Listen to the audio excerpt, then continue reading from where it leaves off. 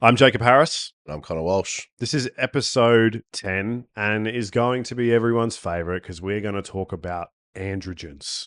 Steroids. I got my testosterone tested and showed Connor. He gave me a response, but we're going to go over it again now and we're going to talk about possibly what to look for or what maybe regular levels are, I guess, these days. Very hard to tell. We've all seen the stuff about how testosterone levels have been declining over the years, and there's obviously that is the case. So when I gave you these, there's actually a reading from last time on there as well. There is, yep. Yeah. So do you want to talk us through what's there? Obviously, just prefacing this particular section is the numbers we're using is obviously relative to males and not females. So if you're a female listener, take these numbers and divide it by about 15 for testosterone, and you'll be at about the right range. A normal testosterone for a female is between about 0.6 and 1.5 millimoles. Some reference ranges go up to about 2. For a male, you're looking at generally, depending on the lab, and I've seen some really bad ones now. In fact, I've actually seen some labs change their reference marker for total testosterone to go down to as low as a 6 millimole, and they generally go up to about a 35. Some cap out at about a 28, which really is just kind of a show of the fact that testosterone levels in general are getting worse because a reference range is simply just a middle 95 percentile. So we've got 2 tests here from Jacob. One was from mid this year or mid last year. He had a 26.6 total testosterone, which is terrific, right up towards the top end of the range. Sex hormone binding globulin, which is a free floating hormone or a globulin in the body. That binds to sex hormones and other hormones as well, like thyroid hormone, which previously we kind of thought made them inactive, but we'll touch on that later because it doesn't seem to necessarily be the case. And then a free testosterone, which is effectively all of your testosterone, which is not bound by either sex hormone binding globulin or albumin, which again is what we consider as kind of your active testosterone, but we'll touch on why that's not necessarily the entire picture in a minute as well.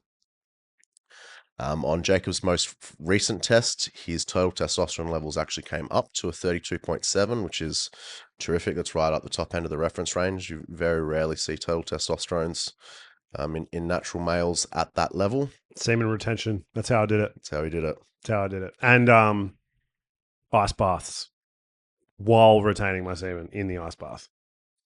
It's a good combination, actually. I'll have to give that one a try. Oh, it's the most frustrated you'll ever feel in your life. Yeah. It's good, yeah. Oh, okay. So his most recent blood test, we have a pretty large elevation in sex hormone binding globulin from the first one, going from 43 to 70. That now puts him towards the top end of the reference range. And despite having an increase in total testosterone, we now have a slight decrease in free testosterone due to the significant increase in sex hormone binding globulin, which is binding up a portion of the testosterone, rendering it inactive, we'll say, just for now.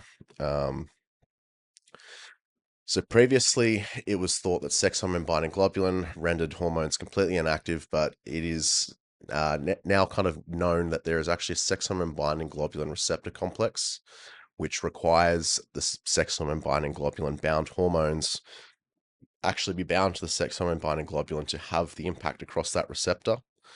So with something like a sex hormone binding globulin, it's still something you want to be towards the lower end. It's a bit of a bell curve range. This podcast is sponsored by Achievement Apex. Achievement Apex creates some of the best barbells in the world, and they supply some of these barbells to some of the strongest powerlifters and athletes in the world. If you want an Achievement Apex barbell, you can go to achievementapex.com and use the code PORTAPOTTY for 10% off any order that you make.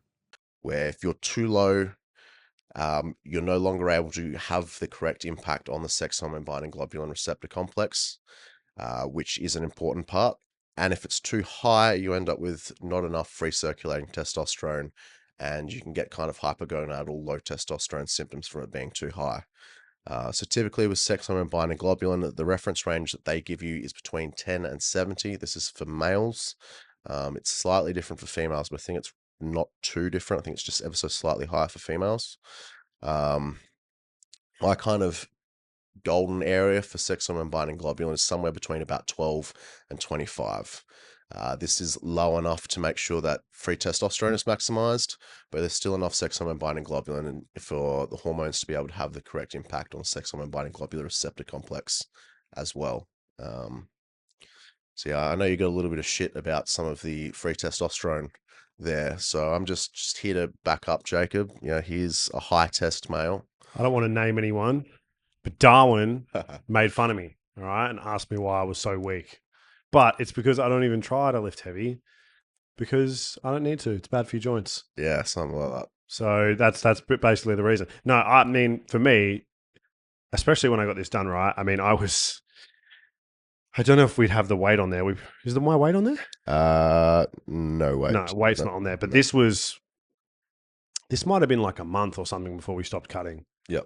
So impressive. Usually you do see a drop as well. I was surprised, right, to see that there wasn't more of a drop, if I'm being honest, because it's not like I got incredibly lean. We ended up doing one of those like DEXA scans, said I was around like 17.8% or something, which isn't very low, but it's where we wanted to be. I was happy to be under 20%. We kind of wanted to be between 12 and 15, but 17, I was at a point where I'd had enough sort of thing.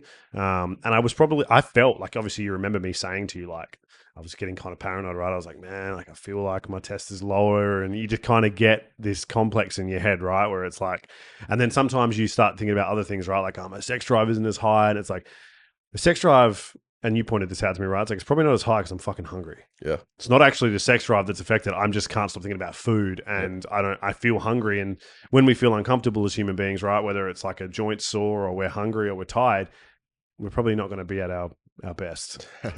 No, definitely not. So yeah, I think it was interesting to get this back, but I was interested in that because the free testosterone is always what people ask, right? It's always what anyone's ever asked me. So I sent it to one or two people and got some really kind of mixed, weird responses. One or two people were like, it's average. Yep. But then you and maybe two other people were like, man, that's really fucking high. Yep. So obviously it would be better if my free test was higher, but why like what's the explanation behind that if there kind of is one? I suppose there isn't. We can't really figure it out, but why is the total test so high, and why is that even really a good thing?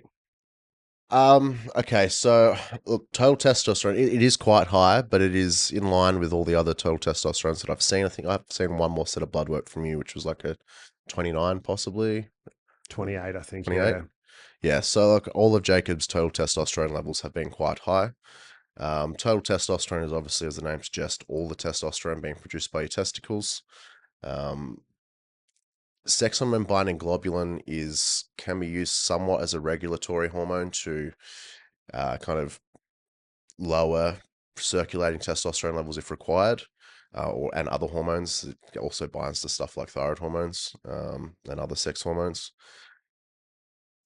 Whilst you do definitely want free testosterone to be higher to have as much of an impact on your normal androgen receptor as possible, you do still want some of that hormone to be able to have the impact on the sex hormone binding globular receptor complex. So the main thing that's changed here has not actually been Jacob's total testosterone levels, so stayed fairly constant. I would call the increase just a normal fluctuation. It's a fairly normal day-to-day variation, given that we're on roughly 24-hour cycles as men for testosterone. Each day you wake up, it'll be relatively the same, but depending on the sleep that you had the night before, your diet, everything else that's going on, you've got to see normal fluctuations. Like if you have a blood test done on a Monday and a blood test done on a Tuesday, you could well see a 3 to 5 millimole difference in total testosterone just from a day-to-day fluctuation there. Without any joke, what about jizz though?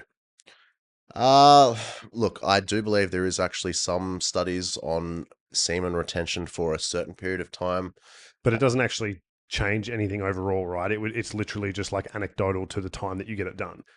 Is what they've found out, right? Like it's not like retaining semen gives you this high testosterone that lasts forever. The idea would just be that they've noticed that once people have come, then afterwards they get it tested and it's a little bit lower. Yeah. So look, it's from what I've seen, and it's not something I've looked a huge amount into, but there is a period of time where semen retention will increase testosterone levels. But I believe at some point after X amount of days or whatever, that becomes null and void. So then there is an increase of testosterone levels up to a certain point, and then if you push beyond that, your body kind of normalizes itself and just realizes you're a virgin and doesn't need to make a ton of testosterone anymore. And then you just start having wet dreams anyway, and then just losing all your test in Yeah, your sleep. yeah, that's probably what happens. Yeah, That doesn't sound like it's worth it to me. I mean, like, fair enough having a couple of days off, but like, dude's talking about doing it for months at a time. I think Arnold said he was, coming in the gym, so maybe that's where maybe that's where losing it all, People just took it the wrong coming way. in the gym. Yeah. I think so. I think you should. I think if you're having a good workout, you should be coming. Yeah, That's if it's a good workout. exactly right. So I mean, so that's what I mean. Like the biggest change, as you were probably just going to mention, is really just the SHBG, right? Correct. Yeah. So total testosterone production by the testicles is almost identical. Would suggest that most likely, kind of downstream, the pituitary is releasing sufficient luteinizing hormone, and to some degree follicle stimulating hormone as well. But somewhere somewhere the body has decided to increase sex hormone binding globulin. There's a few things that can cause this.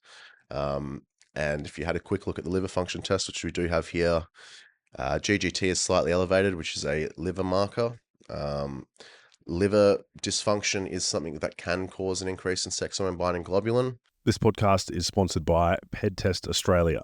If you plan on using or are currently using performance-enhancing drugs, it is very important that you make sure you are doing so, having them been tested before you use them or while you are using them, to make sure that you take care of your health. And you can also recommend that the people around you do so as well. Go to PedTest Australia on Instagram to find out more about the details on how you can test your current performance-enhancing drugs that you are using, or you can find out more about testing other compounds or things that you are putting in your body if you would like to make sure that you take care of your health.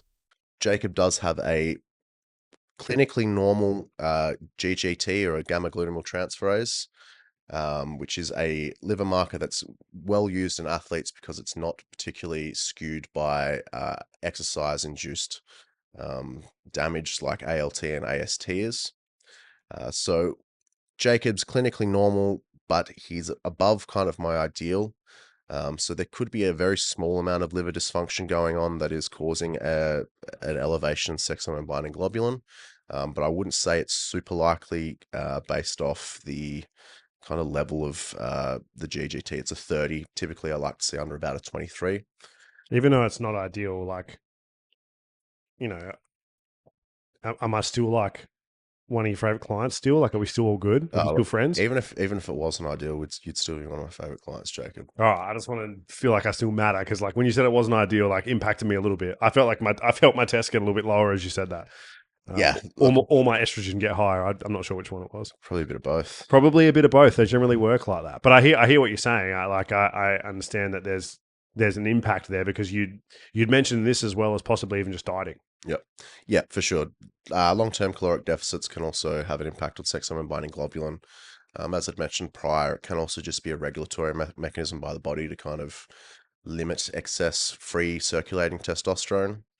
So that could just be a portion of it, because he does have a very kind of high normal total testosterone production.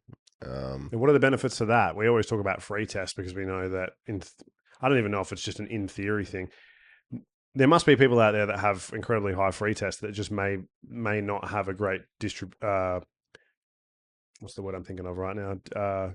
Disposition, like genetically, to have a decent amount of muscle. Like, so it's not like free testosterone is a direct like large amounts of muscle mass are like mass are like a direct correlation of high free testosterone, right? No, definitely Like, not. there's so much genetic components that like free testosterone Massive. is obviously very important. It should definitely be a consideration, because we see a lot of adverse side effects from it being low. Yep. But how much does it really carry over to like muscle for just anyone? Yeah, look, another thing as well is the number that you get here is simply, it's just a number. It's only a portion of the picture.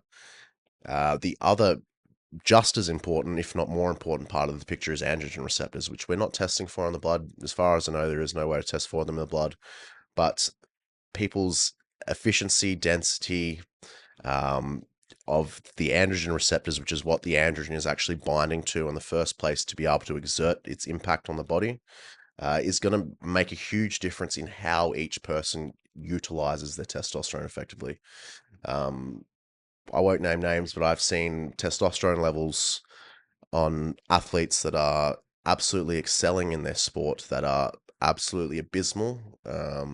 Some that are kind of middle of the range as well, that for what they were doing, you would just, kind of, you would expect that they would be high testosterone for the level that they're kind of performing at. But the way that they respond to their testosterone is they're obviously very efficient. They either have lots of androgen receptors, or their androgen receptors are able to kind of get the message that it needs to from the androgen, and then allow it to move on to then bind again to another receptor.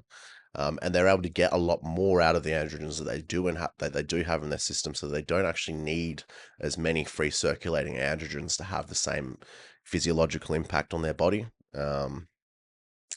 And I would hypothesize that I wouldn't hypothesize, I almost guarantee you, it's these people that have the extremely good androgen receptor genetics that are the ones that are doing extremely well in your kind of performance enhancing based drug sports like your bodybuilding and whatnot. You just see, especially when you do synthetically introduce a standardized number of testosterone to someone's body, just the response difference that one person has on X dose of testosterone versus the next person can be night and day difference. Um, yeah, I've seen certain individuals that you put them on a dose of testosterone that would have most people, well, that just has you slightly out of the reference range, and they look like they're on a multiple gram cycle, and the progress that they're able to make off such a small amount of testosterone in comparison to people with more mediocre androgen receptor genetics it's you just, a lot of people wouldn't even believe it. And I think that's possibly a bit of a tangent, but I think that's another area where a lot of people get caught up in the pros doses and everything like that, and what other people are taking.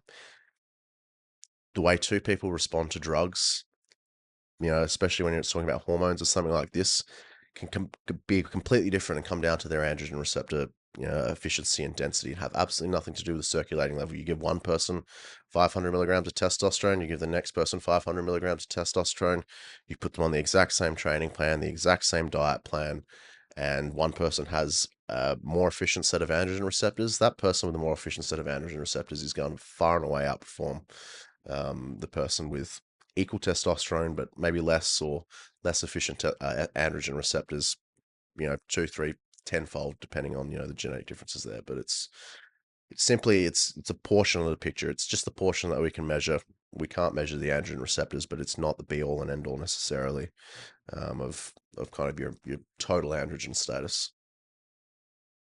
Interesting. What part do you want to touch on with or is that androgens as a whole? That's androgens as a whole. Generally, in this panel, you would also have a few of the other sex hormones like prolactin, progesterone, luteinizing hormone, follicle stimulating hormone, whatnot. This is a fairly basic one. I would typically suggest having a more comprehensive androgen or a hormone panel in general done, just to see where other areas of dysfunction may be occurring. As men, we produce our estrogen from our testosterone, so we don't produce estrogen directly. We produce testosterone and then another enzyme called an aromatase enzyme, which takes the excess testosterone and converts it into estrogen. So, if you're having high levels of estrogen and low levels of testosterone, that could possibly point to a little bit of a dysregulation in the amount of aromatase enzyme production or expression. So you could simply just be converting too much of your testosterone to estrogen or even DHT via 5-alpha reductase enzyme. So it is important to check these other markers up as well.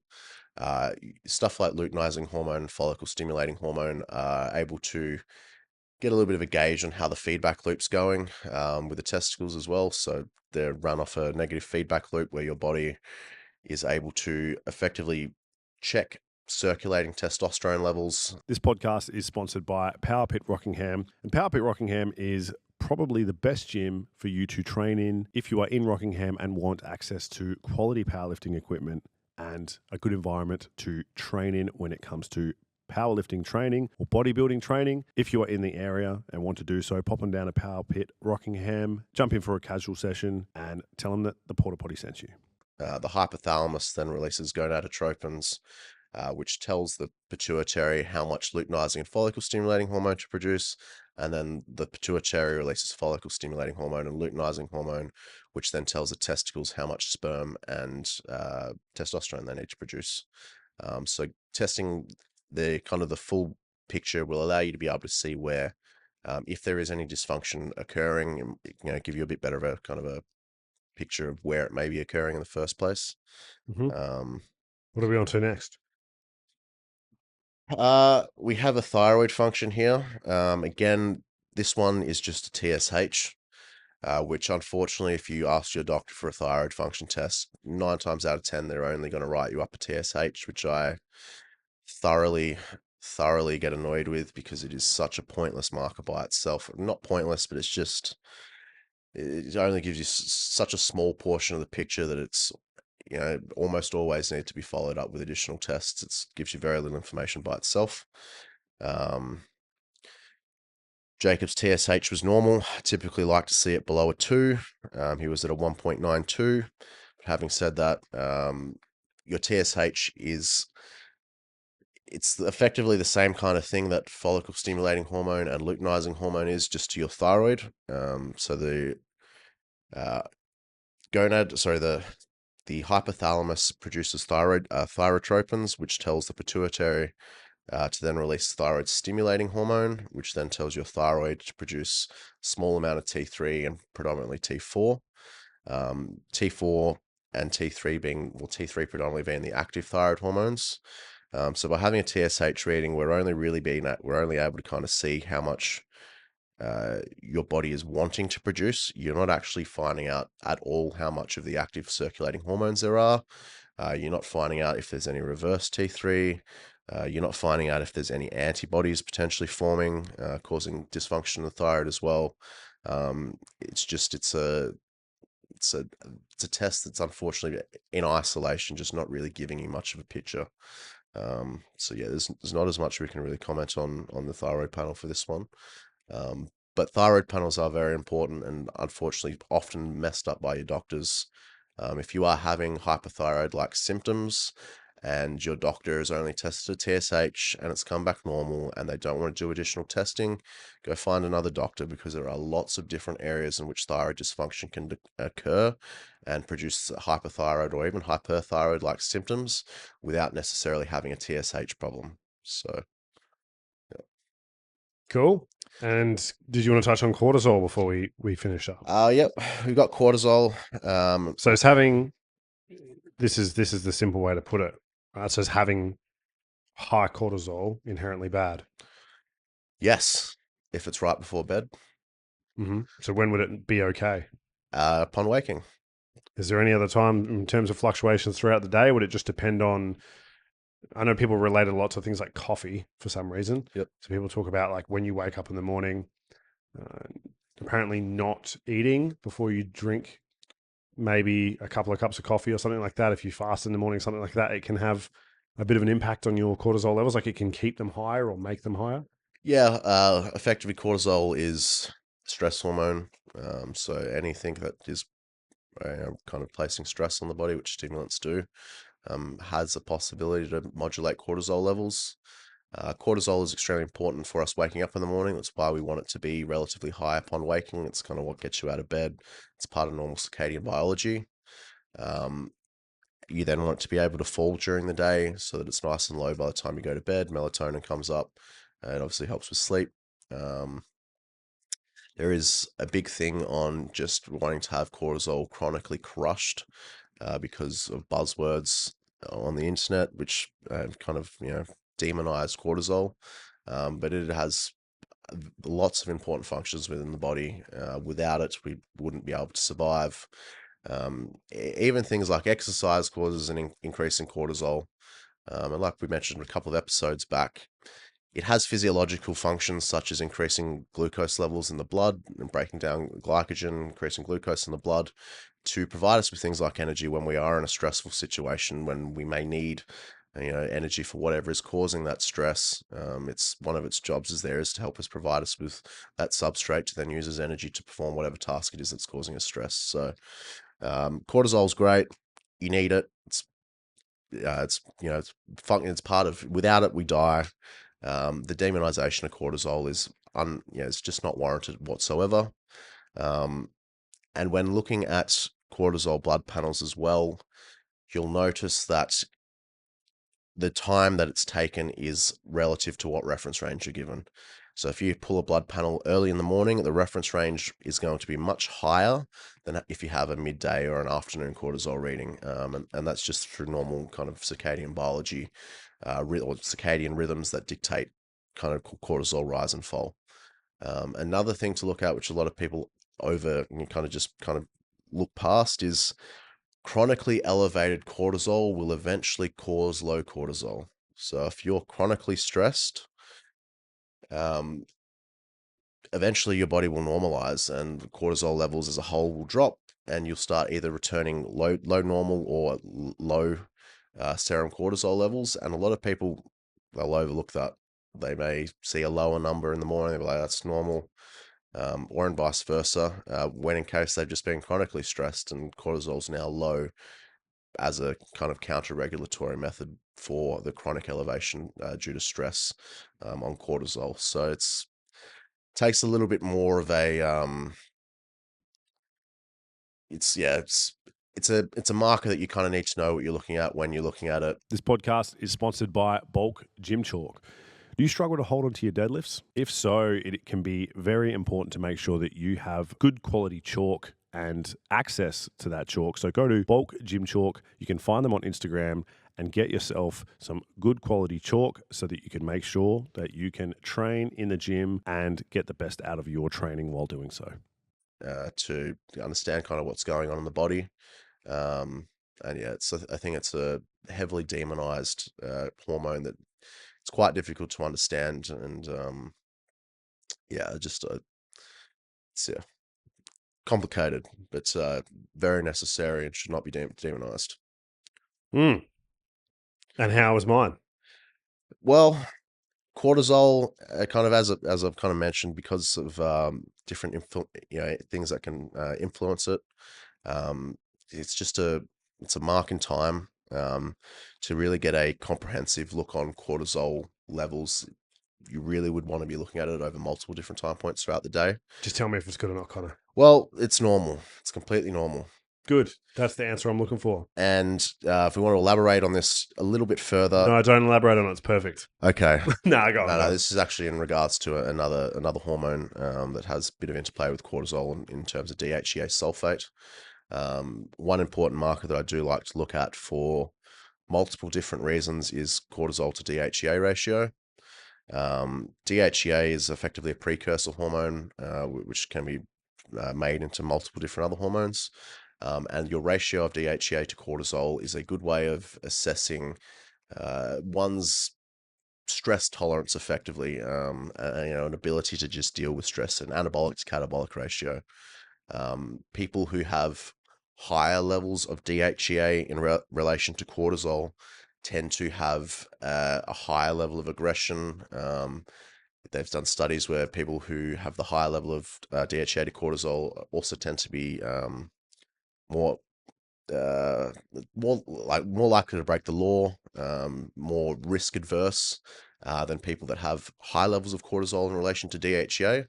And those people who have higher levels of cortisol in relation to DHEA also tend to have a higher risk of things like depression, a lack of motivation, a lack of drive, things of that nature. So typically, in athletes especially, we're looking for a cortisol to DHEA ratio that is slightly heavier on the DHEA side, especially in aggression-based sports like powerlifting or fighting, whatnot.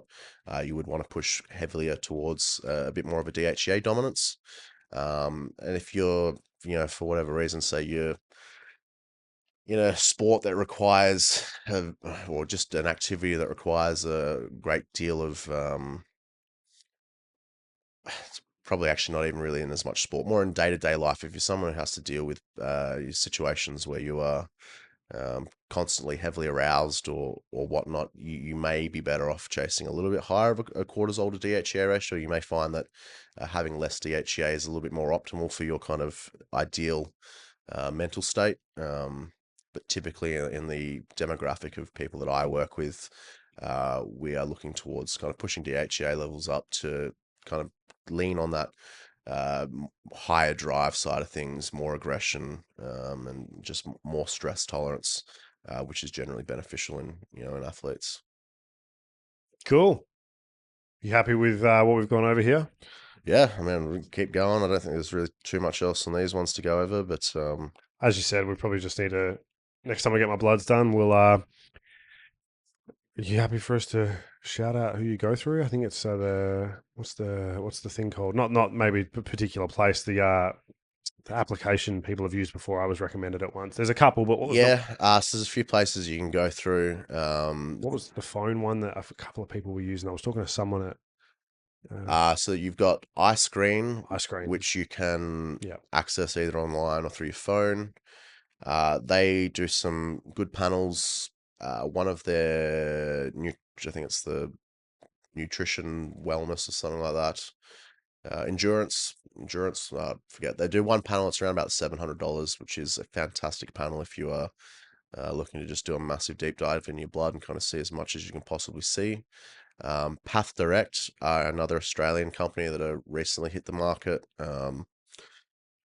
They're a bit newer, a little bit less option, but they're offering some very good services with some competitive pricing, and trying to do some good things in the industry. So they're another great option. And then the ones that I currently use with most clients is iMedical.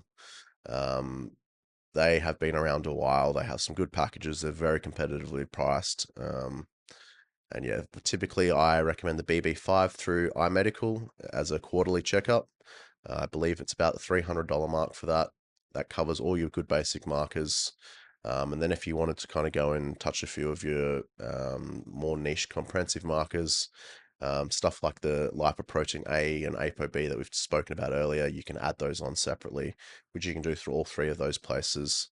Um, and yeah, it's run as much health testing as you want. It does get a little bit expensive when you just, start stacking the tests up, but it's just so fantastic. people can understand it as well, because so you get a referral through these guys. So basically, like you go through iScreen, then you would pay for your tests or whatever, and then that's when you would be able to take. You would make like an appointment at like a pathology place. So just because I think sometimes people are confused by the process, especially when it's online. So they Yep. send you like essentially like Yeah. a form, like what the same thing a doctor would give you. Yep. Then you can walk into like a pathology place and say, "Hey, look, can I make an appointment?" Yeah. So they'll just effectively, so when you walk into a doctor, they kind of write your tests on a piece of paper. You'll just get an email with the same piece of paper, which you print off. It's got the tests written on it. You just take them into whichever pathologist is working with that lab. Some of the labs have specific pathology groups that you have to go to. You can only go and have it drawn at that kind of brand's pathology. But yeah, you just rock up like a normal blood test, except you've just bought it online instead of having it written up by the doctor. Makes no difference. It's kind of nothing different about it really. Cool. Just so people are aware.